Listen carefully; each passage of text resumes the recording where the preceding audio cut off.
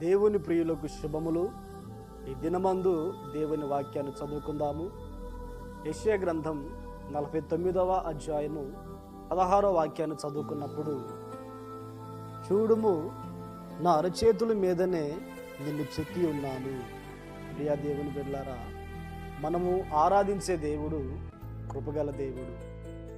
ఎందుకు అంటే ఆయన మనల్ని అరచేతుల్లో చెక్కుకొని ఉన్నాడు.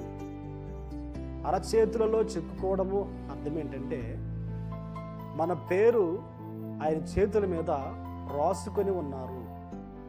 ఎందుకు అంటే ఆయన జ్ఞాపకాలలో ఉండటం కొరకు, మనల్ని నిత్యము జ్ఞాపకము చేసుకున్నట కొరకు దేవుడు మన పేరు ఆయన చేతి మీద రాసుకొని ఉన్నారు.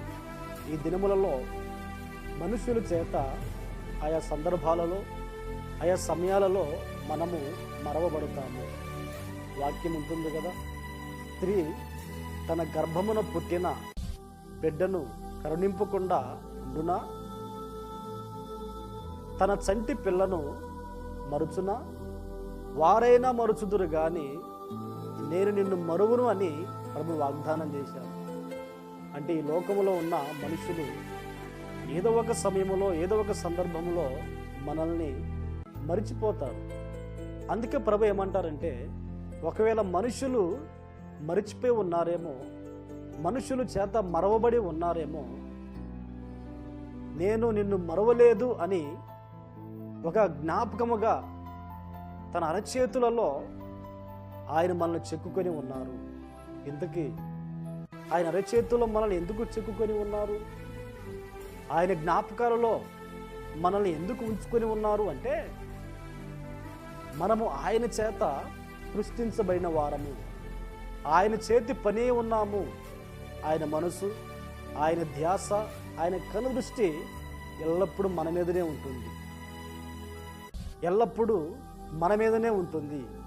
అంటే మనం ఎలాంటి ఇబ్బందుల్లో ఉన్నా, మనం ఎలాంటి ప్రతికూలమైన పరిస్థితుల మధ్యలో ఉన్నా, ఆ సమయాలలో ఆయన మనల్ని జ్ఞాపకం చేసుకొని కన్నీళ్లు తుడుచుటకును, ఆదరణ లేనప్పుడు ఆదరించుటకును, గాయపడిన వేళ గాయాన్ని కట్టుటకును, ఓదార్పు లేనప్పుడు ఓదార్చుటకును, కృంగిన వేళలో బలపరచుటకును ఆయన మనకు శక్తినిస్తారు గనుక, మనల్ని ఆదుకుంటాడు గనుక, మనల్ని చేపట్టి నడిపిస్తాడు గనుక, మనల్ని ఆయన అరచేతులలో మనల్ని చెక్కుకొని ఉన్నాడు.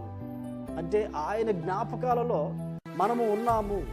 ఈ దినాన ఒకవేళ నువ్వు అనుకుంటూ ఉన్నావేమో, మనుషుల యొక్క జ్ఞాపకాలలో నేను లేను, మనుషులు నన్ను మర్చిపోయి ఉన్నారు అని ఒకవేళ నువ్వు కృంగిపోతూ బాధపడుతూ ఉన్నావేమో. మనుషులు మరవవచ్చు కానీ మనల్ని సృష్టించిన దేవుడు, నిన్ను సృష్టించిన దేవుడు మరువనే మరవడు. ప్రియ దేవుని బిడ్డలారా, ఐగుప్తు దేశంలో ఉన్న యోసేపును అన్నలు మరిచిపోయి ఉన్నారు, కన్న తండ్రి కూడా మరిచిపోయి ఉన్నాడు. కానీ ఆకాశమందున దేవుడు యోసేపుని మర్చిపోలేదు. మరువని దేవుడు ఏం చేశాడు? ఆశీర్వదించి ఉన్నాడు. ఫరో ఆ సామ్రాజ్యములో, ఆ ప్రాంతంలో ఉన్నతమైన స్థానంలో ఉంచి ఉన్నాడు. ఈ దినమందు కూడా దేవుడు నిన్ను మర్చిపోక తన అరచేతులలో నీ పేరు చెక్కుకొని నిన్ను జ్ఞాపకం చేసుకుని ఉన్నాడు.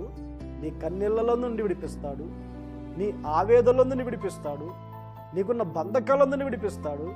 నిన్ను ఆశీర్వదించి ఆధ్యాత్మికంగాను భౌతికంగాను దీవెనకరమైన మార్గాల్లో ప్రభు నిన్ను నడిపించును గాక. ప్రార్థన. పరిశుద్ధుడా, ప్రేమా స్వరూపి, నీకు స్తోత్రాలనైనా, మనుషుల చేత మరవబడుతున్న ఈ దినాలలో నేను నిన్ను మర్చిపోలేదు, నా అరచేతుల్లో చెక్కుకొని ఉన్నాను అని మీరు మాతో మాట్లాడి ధైర్యపరిచి, నా తండ్రి, ఈ కృపలో మీ జ్ఞాపకాలలో మమ్మల్ని ఉంచుకున్నందుకే స్తోత్రాలు చెల్లిస్తున్నాం. ప్రతి దినము కూడా ఈ మాటలు వింటూ ఆత్మీయ బలపరచబడుతున్న ప్రతి వారిని నీకును ఆశీర్వదించండి. ఈ దినమంతి కృపాక్షేమాలు మాతో ఉంచి మహిమను పొందమని యేసు నామములో ప్రార్థించి అడిగి పొంది ఉన్నాము తండ్రి. ఆమేన్, ఆమేన్. దేవుడు మిమ్మల్ని ఆశీర్వదించును గాక.